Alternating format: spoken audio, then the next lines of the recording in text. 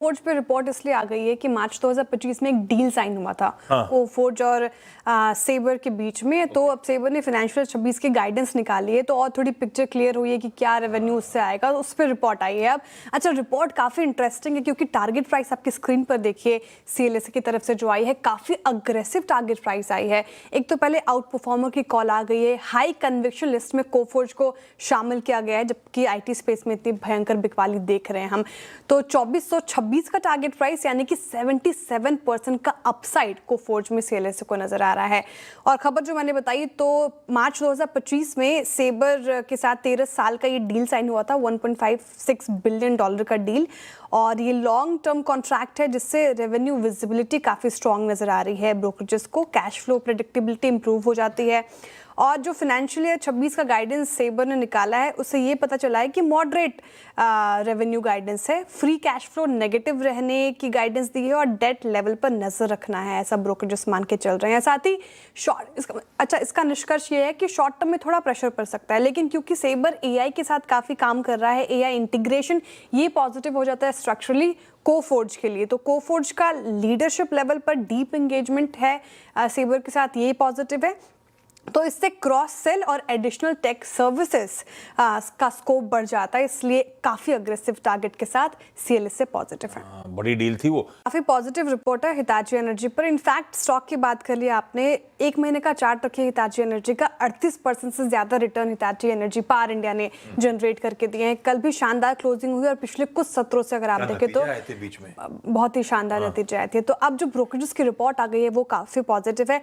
Target price raise किया है नुवामा ने और खरीदारी की राय इन स्तरों से 26,400 का टारगेट प्राइस यानी कि 12-13% का upside Hitachi energy in levels पर भी देख रहे हैं ब्रोकरेजेस। अब बिग थीम है टीएनडी सुपर साइकिल। अब टीएनडी क्या है? Transmission and distribution capex cycle जो है, ब्रोकरेजेस का मानना है कि फाइनेंशियल ईयर 32 के बाद तक स्ट्रॉन्ग रह सकता है। काफी पॉजिटिव चीज है ये।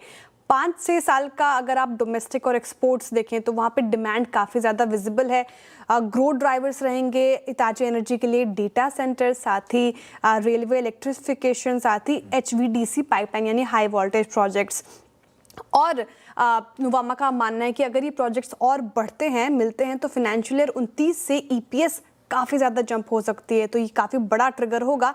और मार्जिन्स के लिहाज से बात करें तो एबिटा मार्जिन भी सस्टेनेबल है, ऑपरेटिंग लेवरेज प्लस लोकलाइजेशन से अपसाइड पॉसिबल है, ब्रोकरेज का मानना है। तो लॉन्ग टर्म जो प्ले है वो इंटैक्ट है, तो हिताची एनर्जी भी रिटायर पे रखें। परफेक्ट है, मतलब अभी यहाँ पे भी पॉजिटिव रिपोर्ट है आयशर मोटर पर, गोल्डमैन की रिपोर्ट। इनफैक्ट टारगेट प्राइस देखिए यहाँ पर भी बढ़ाया गया है, 9,200 रुपये प्रति शेयर का टारगेट प्राइस यानी कि 14-15% का अपसाइड करंट मार्केट प्राइस से अगर आप देखें तो आयशर मोटर्स में ब्रोकरेजेस को नजर आ रहा है। अब गोल्डमैन कह रहे हैं कि जो सितंबर 2025 में जीएसटी कट हुआ था उसका बड़ा फायदा आयशर मोटर्स को होता हुआ नजर आया। डिमांड में काफी बूस्ट हुई, स्पेशली 350 सीसी बाइक्स वाले में। हंटर 350 वॉल्यूम का जो वॉल्यूम है वो बढ़ा है, 20K पर मंथ अब हो गया है। अगर आप पिछले साल से कंपेयर करें तो 15K यूनिट बिकती थी इनकी। और नेक्स्ट 24 मंथ्स में जो कैपेसिटी है वो और एक्सपैंड करने पर भी कंपनी विचार कर रही है। तो फाइनेंशियल ईयर 26 और 28 के लिए जो एस्टिमेशन है वो बढ़ा दिया गया है, ईपीएस का 3% इंक्रीज किया गया है। तो लंबी अवधि की नज़र से देखें तो वॉल्यूम ग्रोथ है, पॉलिसी सपोर्ट मिलेगा, और साथ ही कैपेसिटी एक्सपेंशन आयशर मोटर्स को काफ़ी अट्रैक्टिव बना रही है, तो रखे रडार पर।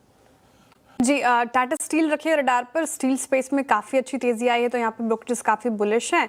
सपोर्ट, पॉलिसी का सपोर्ट मिल रहा है और कई सारे फैक्टर्स हैं जो हमने लगातार चर्चा की है, तो ये रखिए रडार पर। और डिक्सन टेक्नोलॉजी, इसको भी रखें क्योंकि यहाँ पर डाउनग्रेड आ गया है, सीएलएसए ने डाउनग्रेड कर दिया, इनफैक्ट बाई से होल्ड की कॉल दे दिया और टारगेट प्राइस भी काफ़ी कट कर दिया है।